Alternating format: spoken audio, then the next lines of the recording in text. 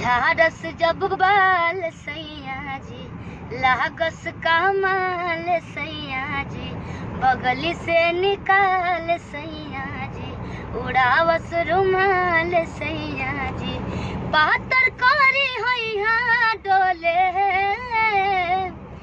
नदिया के बीच जैसे नैया डोले, ओ सही मोर सैया डोले है।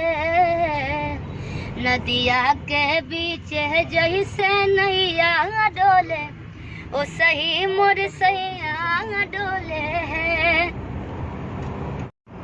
झारस जब बाल सैया जी, लागस कमाल सैया जी, बगली से निकाल सैया जी, उड़ावस रुमाल सैया जी, पातर करी हैया डोले नदिया के बीच जैसे नैया डोले, ओ सही मोर सैया डोले है। नदिया के बीच जैसे नैया डोले, ओ सही मोर सैया डोले।